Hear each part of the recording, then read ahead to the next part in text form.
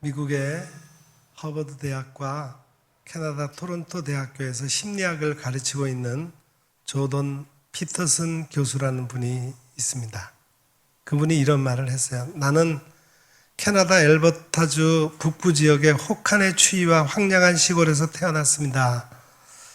자라면서 다양한 일들을 경험했습니다.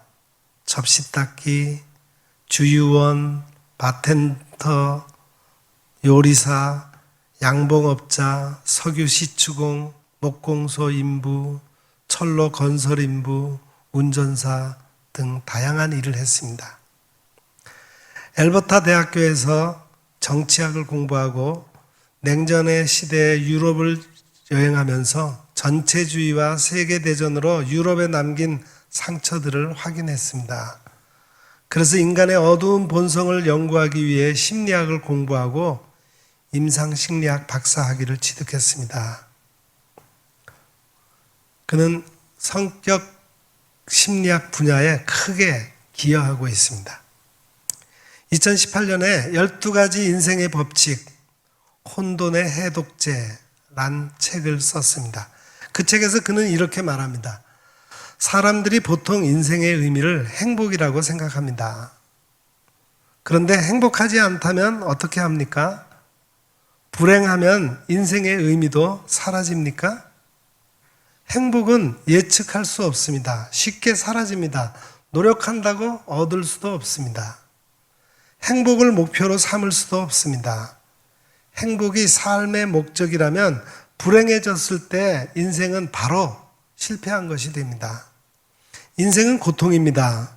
병들고 약해지고 결국에 죽음을 맞게 됩니다. 따라서 행복보다는 인생의 의미를 찾고 살아가는 것을 목표로 두어야 합니다. 인생을 살면서 힘든 순간을 겪으면서 터득한 비밀이 있습니다. 시간 단위를 아주 짧게 끊어서 생각하는 것입니다. 힘들고 어려울 때일수록 사소한 아름다움을 보아야 합니다. 그래야 인생이 완전히 망가지는 것을 막을 수 있습니다. 인생의 비극을 지옥으로 만들지 말아야 합니다. 세상에는 나보다 잘난 사람들이 너무나 많습니다. 뛰어난 사람들도 수두룩합니다. 그러니 다른 사람과 비교하지 말고 어제의 나 자신과 비교해야 합니다. 누군가를 원망하고 시기하는 것은 정신적으로 미숙하다는 뜻입니다. 가장 높은 곳에 목표를 세우고 오늘에 집중해야 합니다. 그래야 성장할 수 있습니다. 성공보다 성장이 인생을 더욱 풍요롭게 만듭니다. 인간이 서열 구조가 낮으면 더 나은 삶을 살 기회가 줄어듭니다. 자신감도 없고 우울하고 삶의 의욕도 떨어집니다. 그래서 삶의 의욕을 되찾기 위해 어깨를 펴고 자세를 똑바로 해야 합니다. 인생의 불공평을 인정하고 무거운 책임을 피하지 말고 당당하게 받아들여야 합니다. 여러분, 인생에서 누구나 알아야 할 가장 소중한 것이 무엇입니까? 쉬운 길보다 의미 있는 길을 선택하는 것입니다. 인생은 혼돈과 질서를 중재하는 과정에 있습니다. 혼돈은 예상하지 못한 공간과 시간에서 뜻밖의 사건이 벌어질 때 생기는 겁니다. 때로 재앙적인 형태로 나타나기도 합니다. 혼돈이 창조인 동시에 파괴입니다. 혼돈이 세상에 미치는 영향과 파장이 아주 큽니다. 반면 질서는 사회 구조가 잘 갖추어진 세계입니다. 그런데 혼돈과 질서가 함께 있어야 조화로운 인생이 됩니다. 질서가 익숙해지면 삶이 지루해집니다.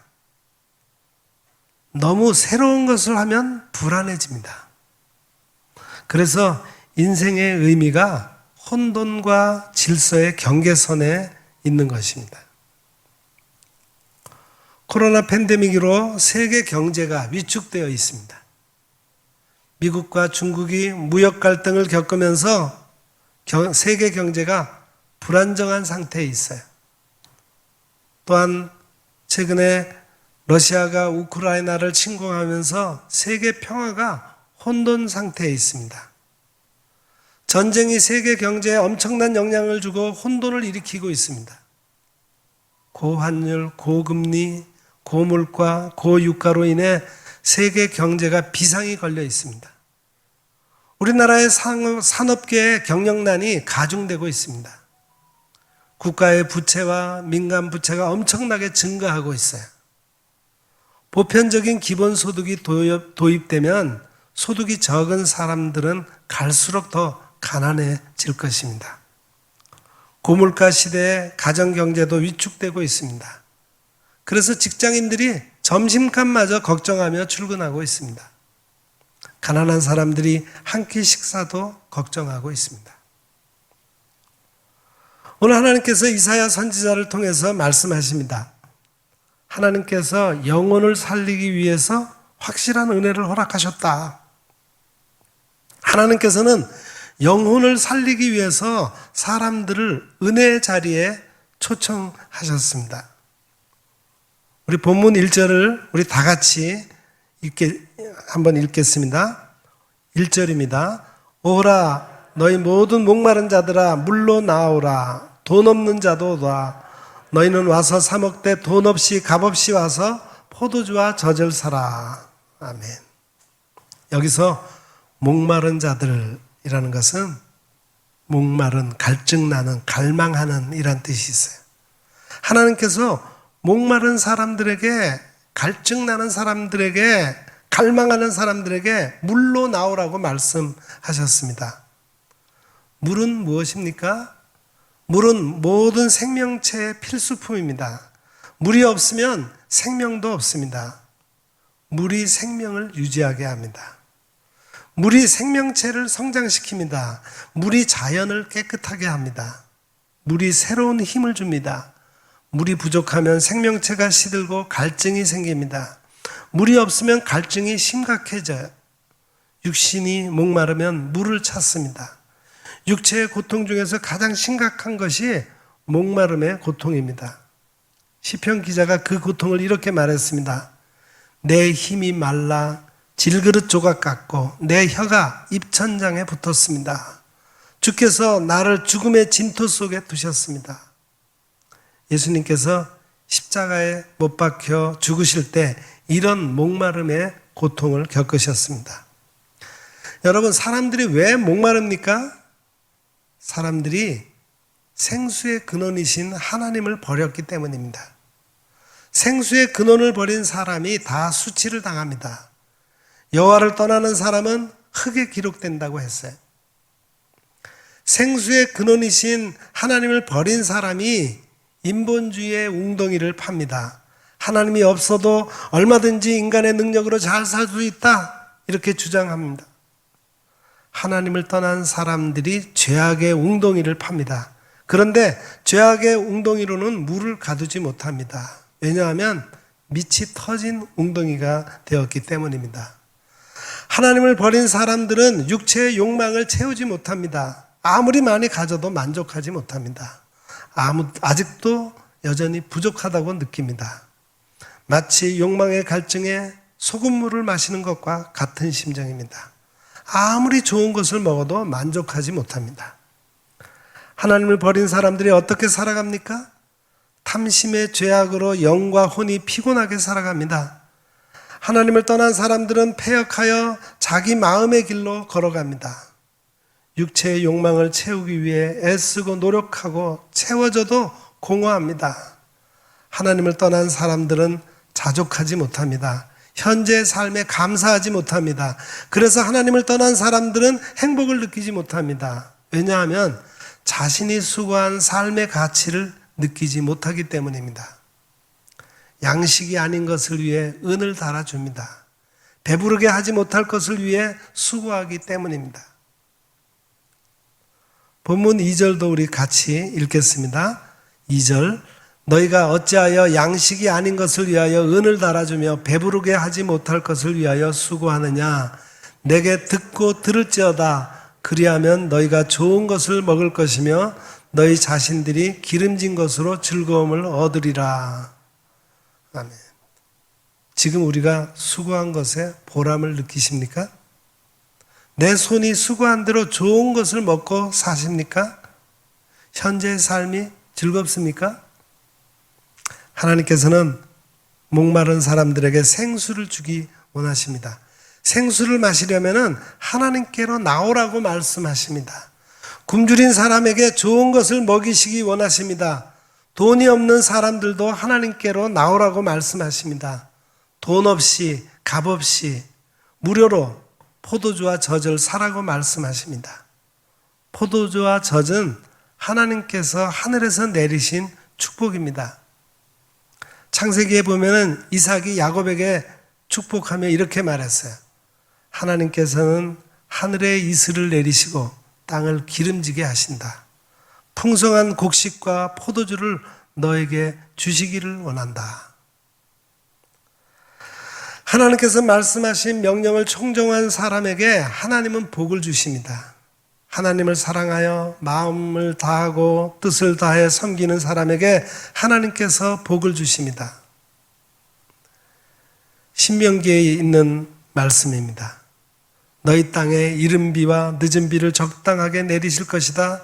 너희가 곡식과 포도주와 기름을 얻을 것이다. 가축을 위해 풀이 나게 할 것이다. 그래서 너희가 먹고 배부를 것이다.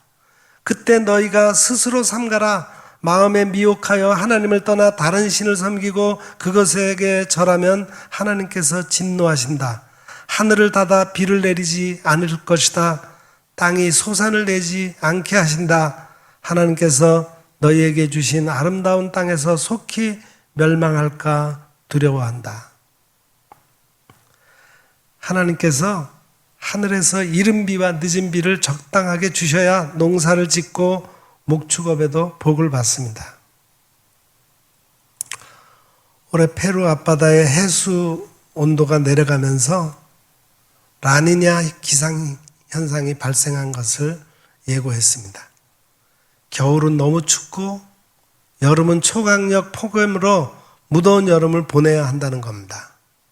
지구 곳곳에서 태풍과 홍수가 발생하고 있습니다. 미국 서부와 동아프리카에서는 심각한 가뭄으로 농사를 짓지 못한 농토들이 많아지고 있습니다. 러시아 우크라이나 전쟁과 라니냐의 이상기후로 아르헨티나에서 밀 재배가 어려워서 심각한 기근을 맞게 된다는 겁니다. 지구의 기온이 높아져서 가축들이 쓰러져서 죽고 있습니다. 하나님을 떠난 영혼들을 살리기 위해 이 세상에 오셨던 예수님께서 사람들을 초청하셨습니다. 누구든지 목마른 사람들은 내게로 와서 마셔라. 누구든지 목마르면 왜 예수님께로 와서 마시라고 하셨습니까? 예수님께서 주시는 물을 마시는 사람이 영생하도록 솟아나는 샘물이 되기 때문입니다. 예수님께서 주신 영생의 물을 마셔야 심령이 고쳐지기 때문입니다. 심령이 고쳐져야 하나님께서 구원하신 은혜를 찬송하기 때문입니다. 여러분, 인생을 살면서 좋은 것을 먹고 즐거움을 얻으려면 어떻게 해야 합니까? 하나님께서 허락하신 확실한 은혜를 받아야 합니다. 하나님의 확실한 은혜를 받으려면 하나님의 말씀을 듣고 또 들어야 합니다. 하나님의 말씀에 귀를 기울여야 합니다. 하나님께 나와서 말씀을 들어야 합니다. 본문 3절도 우리 같이 읽겠습니다. 3절, 너희는 귀를 기울이고 내게로 나와 들으라. 그리하면 너희의 영혼이 살리라. 내가 너희를 위하여 영원한 언약을 맺으리니 곧 다윗에게 허락한 확실한 은혜니라. 아멘. 여기서 귀를 기울이다 라는 말은 계시를 위해서 귀를 열다, 귀를 낮추다, 귀를 옆으로 가져가다 라는 뜻이 있습니다. 귀를 기울여서 들어야 하나님의 말씀에 집중할 수 있습니다. 귀를 기울여 들어야 하나님의 세미한 음성을 듣게 됩니다. 하나님의 말씀을 깊이 듣고 그 의미를 깨닫게 됩니다. 귀를 기울여 들어야 말씀을 지키게 됩니다. 하나님의 말씀에 귀를 기울여 들어야 그 말씀을 자기 마음속에 둘 수 있습니다. 하나님께서 모세를 통해서 말씀하셨습니다. 너희가 여호와의 말을 들어 순종하고 내가 보기에 의를 행하며 내 계명에 귀를 기울이며 내 모든 규례를 지키면 내가 애굽 사람에게 내린 모든 질병 중에서 하나도 너희에게 내리지 않을 것이다. 나는 너희를 치료하는 여호와다. 지금 우리는 하나님의 말씀에 귀를 기울여 들으십니까?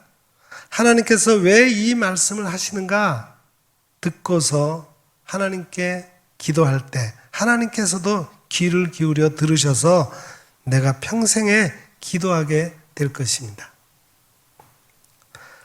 하나님께서 약속하신 말씀을 왜 듣고 또 듣고 반복해서 들어야 합니까? 하나님의 말씀은 한 번 듣고 다 알지 못하기 때문입니다. 여기 들으라 라고 하는 말은 지적으로 듣는다, 주의 깊게 듣는다, 경청하다, 순종하다, 이해한다, 찬성하다, 동의하다, 만족하다 라는 여러 뜻이 내포된 단어입니다. 첫째로 하나님의 말씀을 경청해야 세속의 땅에 살면서 하나님께 집중하는 삶을 살 수 있기 때문입니다. 하나님의 말씀이 내 삶이 되고 그 말씀을 생활화하기 위해서입니다.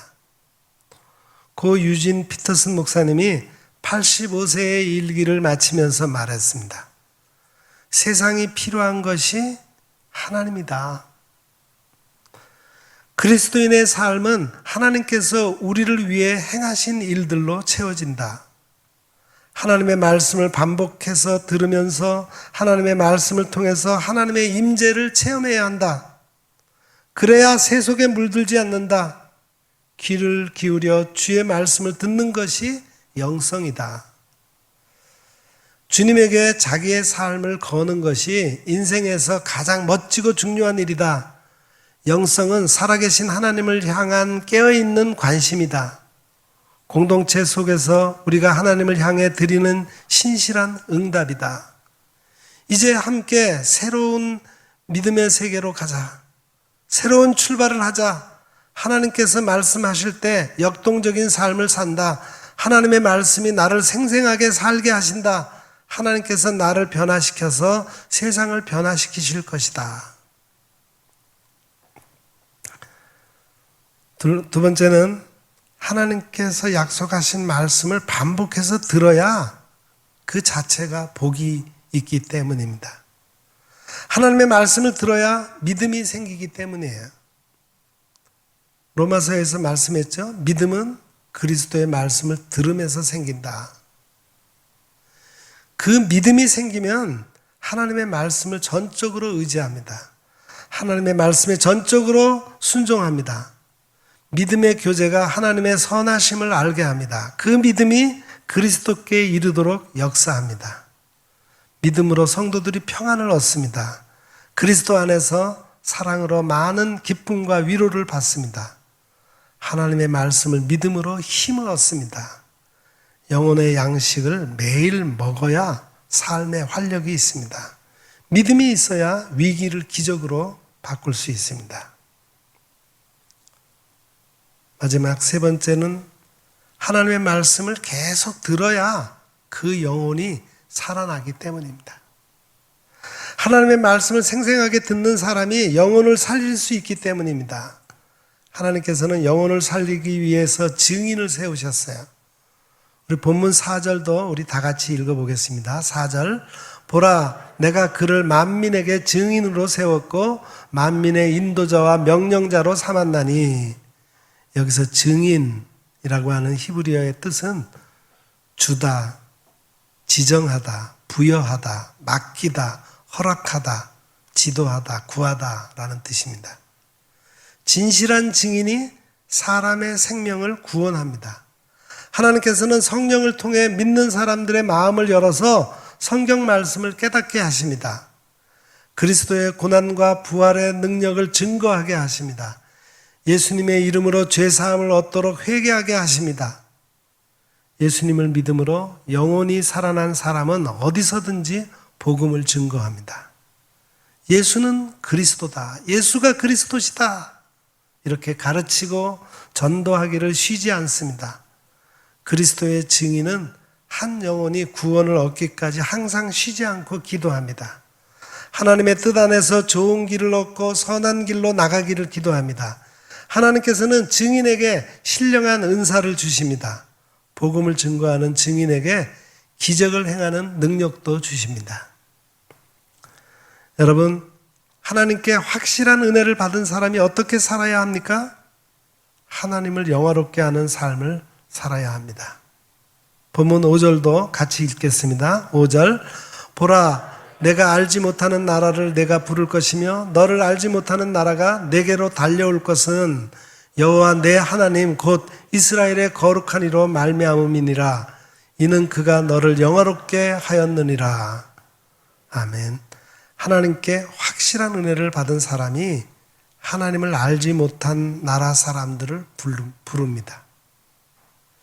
영국의 성서 번역가요 종교개혁자 윌리엄 틴데일이 이렇게 말했습니다.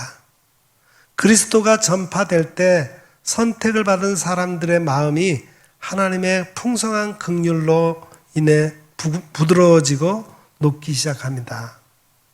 주 예수 앞에 서게 되는 날을 대비하여 하나님의 말씀을 한 절도 바꾸지 않았습니다. 이렇게 성경을 번역했다고 말하면서 그가 죽음 가운데 기도하면서 이렇게 말했습니다. 하나님, 영국의 왕이 진리의 말씀에 눈을 뜨게 해주소서. 2년 후 영국은 틴데일이 번역한 영어 성경을 읽고 교회가 영적인 각성을 했습니다. 영국 교회가 부흥하고 번성하고 영국 사회가 크게 변화되었습니다. 하나님을 알지 못한 나라에 선교사를 파송하고 복음을 전하기 시작했습니다. 하지만 안타깝게도 현재 영국은 하나님께 확실한 은혜를 받은 사람들이 많지 않습니다. 그래서 교회가 연약해졌고 영적인 갈증을 해소하기 위해서 영국을 찾는 사람들이 많지 않습니다. 하나님께서는 하나님을 알지 못한 나라가 달려와서 하나님의 영광을 받게 하십니다. 이제 확실한 하나님의 은혜를 받은 우리가 그리스도의 복음을 증거하여 영혼을 살리는 증인이 되시기를 축복합니다. 정말로 심한 무더위 속에서 숨쉬기조차 힘든 요즘입니다.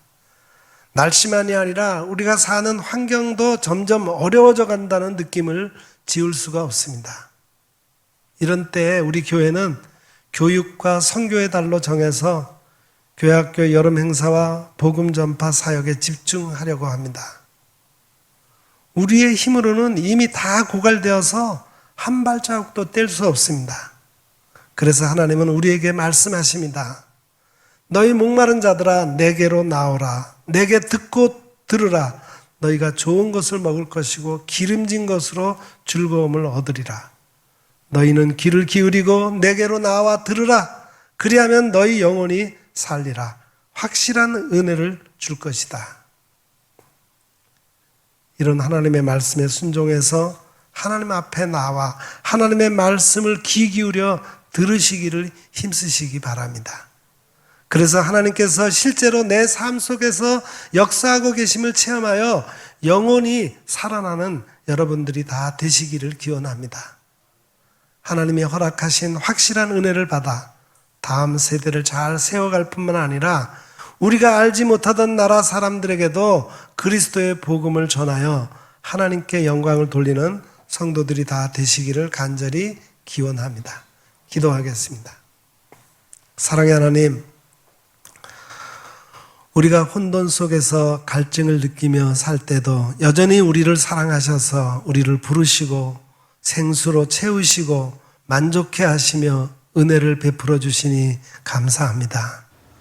우리로 매일 하나님의 부르시는 음성에 귀 기울여 듣게 하시고 말씀대로 살아감으로 하나님의 약속하신 확실한 은혜를 받게 하옵소서. 그리고 그 은혜로 의미 있는 그리스도인으로 살아가기를 간절히 소원합니다. 예수님의 이름으로 기도드립니다. 아멘.